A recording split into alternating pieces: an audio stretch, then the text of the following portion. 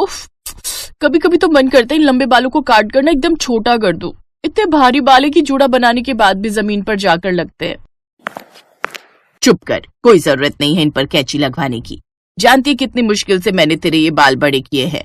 बचपन से गोले के तेल से मालिश करके एलोवेरा जेल तेरे बालों में लगाकर इनकी खूब अच्छे से देखभाल की है, तब जाकर ये इतने लंबे हुए हैं।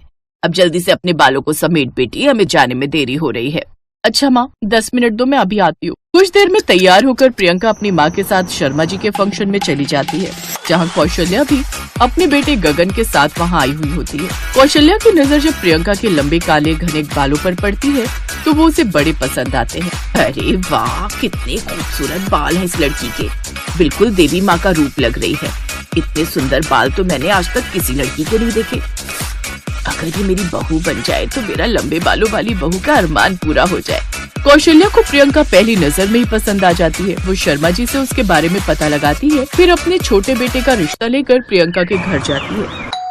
गगन भी अच्छे परिवार से था, इसलिए प्रियंका के माता पिता भी इस रिश्ते के लिए हाँ कर देते हैं। कुछ दिनों बाद दोनों की शादी हो जाती है और प्रियंका ब्याह कर अपने ससुराल आ जाती है। प्रियंका के बाल देखकर पड़ोसने कहती हैं, वाह कौशल्या, तेरी छोटी बहू के बाल तो कितने सुंदर और लंबे हैं, लेकिन मुझे डर है कहीं इन्हीं बालों को लेकर दोनों बहुओं में संग्राम ना हो जाए।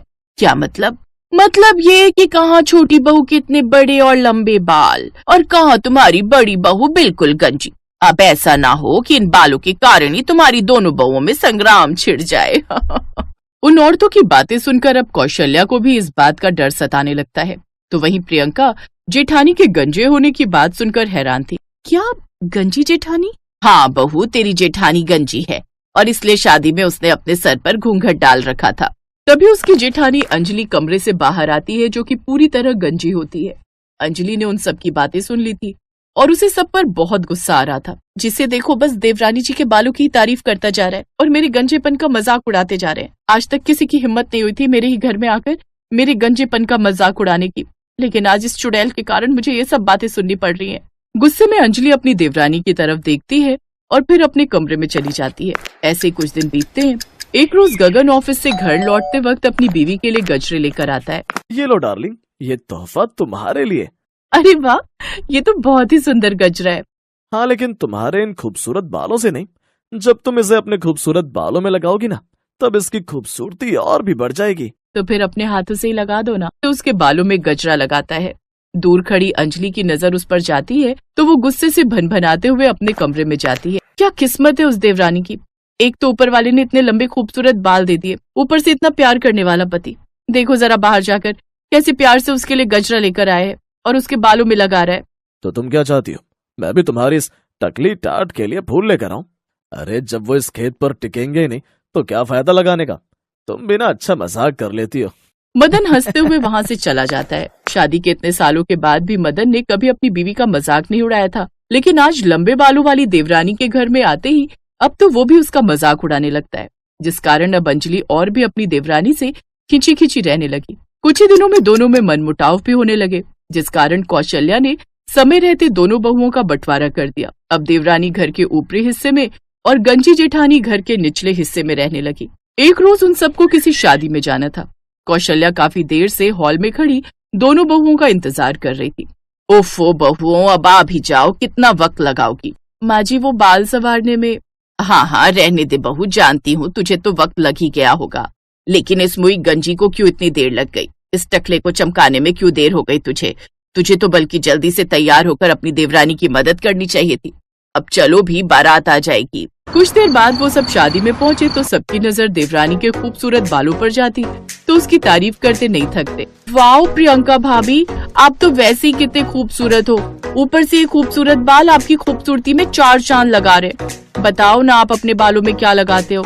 अच्छा आओ, मुझे आपके साथ सेल्फी लेकर सोशल मीडिया पर अपलोड करनी है। पूरी शादी में सबका ध्यान सिर्फ प्रियंका के बालों पर था। सब उसे ही घेर कर खड़े थे। अंजलि भले ही जेठानी थी, लेकिन फिर भी उसे वो इज्जत नहीं मिल रही थी जो उसकी देवरानी को मिल रही थी। अब प्रियंका के लिए उसके मन में नफरत और भी बढ़ गई। उस रात घर आकर वो भी चैन की नींद नहीं सो पाई। बड़ा घमंड है ना इस देवरानी को अपने इन लंबे बालों पर। अब इसे ऐसा मजा चखाऊंगी कि ये भी याद रखेगी। अगले दिन वो ऊपर अपनी देवरानी के कमरे में जाती है और उसके बिस्तर पर च्युइंगम चिपका देती है। कुछ देर बाद जब देवरानी रसोई में काम करके अपने कमरे में कमर सीधी करने के लिए लेटती है तो उसके बालों में च्युइंगम चिपक गई। आ आ अरे ये क्या, मेरे बाल ये चिपक कैसे गए? माँ जी। कुछ देर बाद वो दोनों वहां आती हैं। माँ जी देखिए ना, मेरे बालों में च्युइंगम चिपक गई। ओह नो, लगता है अब तो आपके बालों को कटवाना पड़ेगा देवरानी जी, मैं अभी कैंची लाती हूँ। नहीं, उसकी कोई जरूरत नहीं है, तू 2 मिनट रुक बहू, मैं अभी आई। सास फ्रिज से बर्फ लेकर आई और प्रियंका के बालों पर लगाकर उस च्युइंगम को छुड़वा दिया। ओह नो, इस बुढ़िया ने तो ये प्लान चौपट कर दिया। कोई बात, ये ना सही तो दूसरा प्लान सही। अगले दिन जब प्रियंका नहा रही होती है तो उसकी जेठानी ऊपर उसके फ्लोर में जाती है और उसके कमरे में रखे नारियल के तेल में हेयर रिमूवर लिक्विड मिला देती है। फिर जब प्रियंका वो तेल अपने बालों में लगाती है तो उसके काफी बाल झड़ जाते हैं। ओह गॉड, मेरे बाल इतने कैसे झड़ने लगे? तेल की एक्सपायरी डेट तो ठीक है। हो सकता है प्रियंका कोई मिलावटी तेल आ गया हो। ऐसा करो, ये बोतल तुम फेंक दो, मैं कल ऑफिस से आते हुए नया तेल ले आऊंगा। ऐसे ही कुछ दिन बीत जाते हैं। अंजलि हर वो प्रोडक्ट यूज करती जो प्रियंका यूज करती थी, लेकिन फिर भी उसके सर पर बाल नहीं आते थे। अपने टकलेपन से अब वो परेशान हो चुकी थी और अपनी देवरानी के लंबे बाल देखकर भी। इसलिए अब उसने फैसला किया कि अब वो कुछ ऐसा करेगी जिससे उसकी देवरानी के सारे बाल ही खराब हो जाए और उसे अपने बाल कटवाने पड़े। फिर अगले दिन जब देवरानी ऊपर अपनी बालकनी में अपने बाल खोलकर बैठी थी तो नीचे खड़ी गंजी जेठानी के मन में एक विचार आया, अब आज देवरानी के लंबे बालों का ये आखिरी दिन होगा, अब आएगा मजा। अंजलि तुलसी में दिया जलाने के बहाने दिया लेकर बाहर आई और अपनी देवरानी के लंबे लटकते हुए बालों के पास वो जलता हुआ दिया रख देती है, जिसके चलते धीरे धीरे प्रियंका के बालों में आग लगने लगती है और उसके बाल जलने लगते हैं। प्रियंका संभालो खुद को। कौशल्या वहां आती है और अपनी बड़ी बहू को जोरदार थप्पड़ मारती है। अच्छे से जानती हूँ ये सब तूने जानबूझकर किया है। ये आप क्या कह रही हैं? मैं भला ऐसा क्यों करूंगी? क्योंकि तू उसके लंबे बालों से जलती है और ये बात प्रियंका को बहुत पहले ही पता चल चुकी थी। वो च्युइंगम भी तूने ही उसके बिस्तर पर चिपकाई थी और तेल में भी तूने ही मिलावट की थी। हमें तेरे पति ने सब बता दिया है। मुझे शर्म आती है तुझे अपनी बहू कहते हुए भी। तो मैं और क्या करती? जब से ये आई आप सब इसके बालों की तारीफ करते रहते और मेरे गंजेपन का मजाक उड़ाते रहते थे। अब मेरे बाल अपने आप झड़ते चले गए तो इसमें मेरा क्या कसूर है? अंजलि रोने लगती है। तभी प्रियंका उसे गले से लगा लेती है। अगले दिन प्रियंका अंजलि को लेकर बालों वाले डॉक्टर के पास जाती है और उसके गंजेपन का इलाज करवाती है, जिससे उसके बताए हुए प्रोडक्ट से अब अंजलि के सर पर भी बाल आने लगते हैं और अब वो दोनों देवरानी जेठानी खुशी खुशी रहती हैं।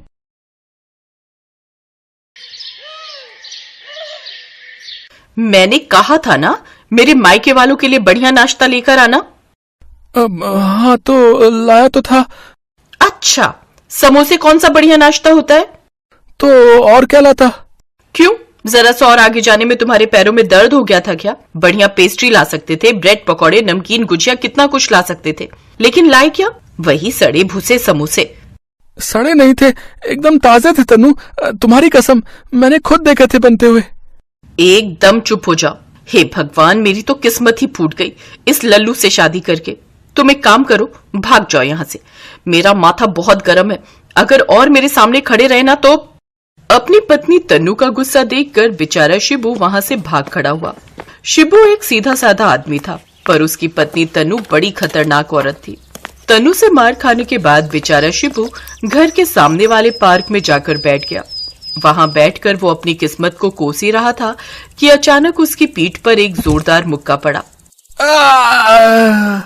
एक नंबर के कामचोर हो, घर से निकले तो यहाँ आकर पसर गए। सब्जी कौन लेकर आएगा? जा रहा हूँ।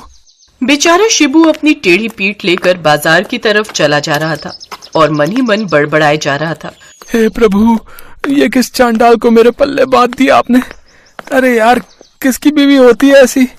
दुनिया भर में यही पिशाचिनी मिली थी आपको मेरे लिए। शिबू का मुंह उतरा हुआ था। वो धीरे धीरे आगे बढ़ ही रहा था कि तभी किसी ने उसके कंधे पर हाथ रखा। शिबू ने सोचा कि उसकी पत्नी तनु, लेकिन तभी उसके कानों में आवाज पड़ी। ओए शिबू, ओए कहाँ जा रहा है बे? और इतना घबराया हुआ सा क्यों है? अरे केतन, तू, मुझे लगा। क्या लगा? कि भाभी फिर आ गई तुझे पीटने? हैं? बोल बोल बोल। उड़ा ले बेटा, मेरा मजाक उड़ा ले। तुझे गलती कर दी बता के यार। अच्छा सॉरी भाई, वैसे क्या आज फिर से पिटा है तू? है? हाँ यार, जब देखो हाथ उठा देती है, धोबन की तरह। अबे तो छोड़ क्यों नहीं देता उसे, हैं? क्यों उस धोबन का कुत्ता बना हुआ है?